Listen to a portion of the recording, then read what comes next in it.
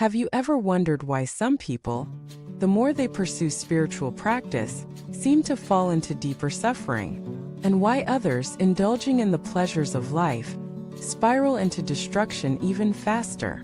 Welcome back, dear friends.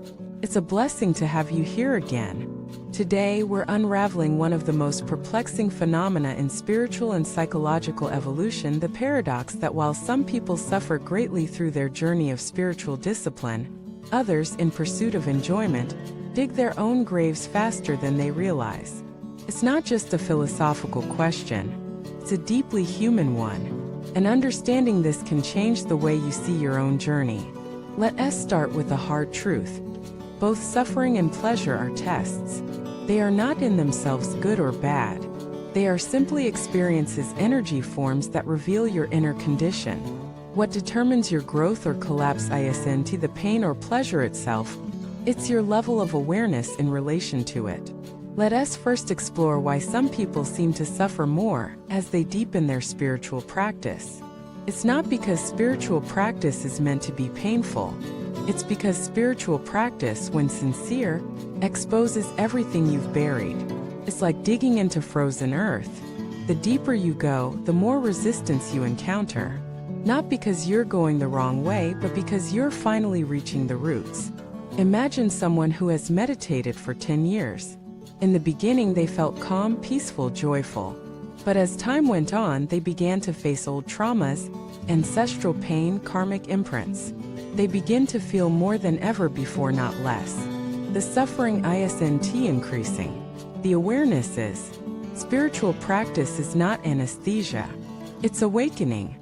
And awakening means seeing fully, brutally, tenderly everything you've hidden. The lies you've told yourself, the identities you've clung to, the wounds you've ignored. When you open your eyes, it's not always pretty. But this is the only way healing can occur.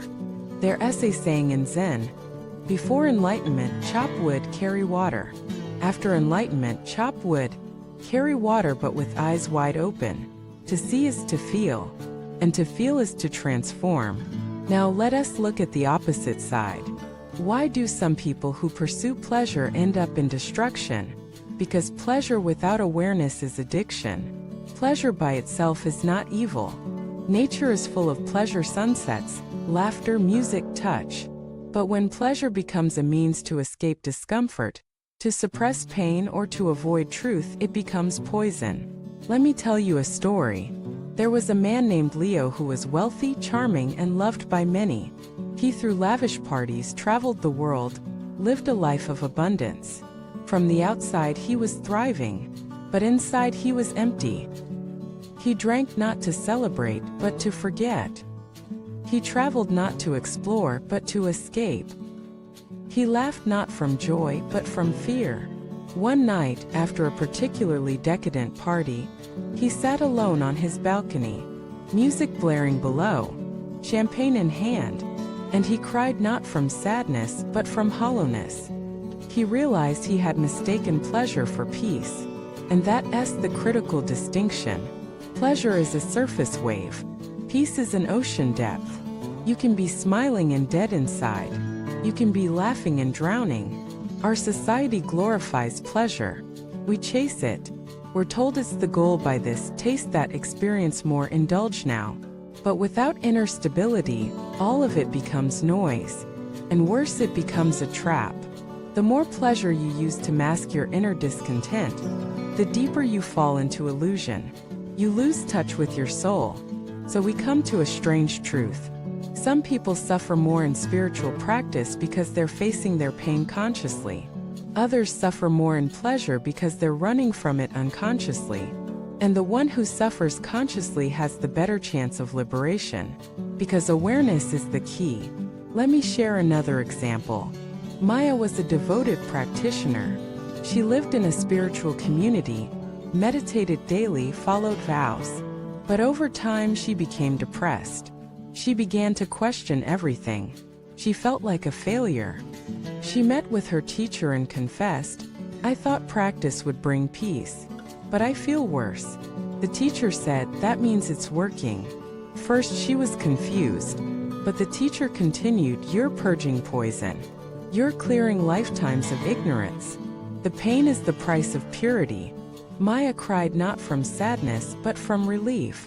She realized she wasn't broken. She was breaking open. That's the difference. Spiritual practice doesn't always make life easier. It makes you stronger. Pleasure doesn't always bring joy. Sometimes it buries sorrow deeper. So what's the answer? Awareness. Whether you're in pain or pleasure, the question is, are you awake?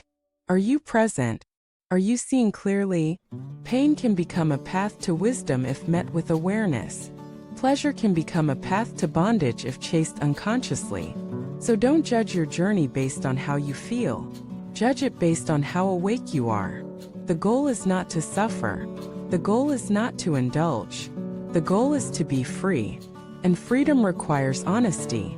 Are you using your spiritual path as a performance? To feel superior? To escape the world? Or are you using it to face yourself? To dismantle your ego? To serve something greater? Are you using pleasure to celebrate life? To nourish your being? Or are you using it to numb your wounds? To run from your fears? The answers are inside you. And here's the most radical truth of all. The same cup of wine can be sacred or sinful. The same meditation can be liberating or binding. It's not the act. It's the awareness behind the act. So wherever you are, on a cushion, at a party, in a temple, or in the chaos of the world, ask yourself, am I here? Am I honest? Am I awake? Because the path is not separate from life. It is life. Your tears are holy. Your joy is sacred. Your mistakes are teachers. Your suffering is a portal. Walk it all with awareness, and you will arrive not somewhere else but into yourself. Thank you so much for watching this video. If this message resonated with you, leave a comment and share your story. Have you suffered more through practice? Or have you recognized the illusion of pleasure? Your experiences can light the way for others. Please like, subscribe, and share this with someone who may be navigating the beautiful, painful paradox of awakening. Until next time, stay awake, stay grounded, and stay real. Thank you again for watching this video.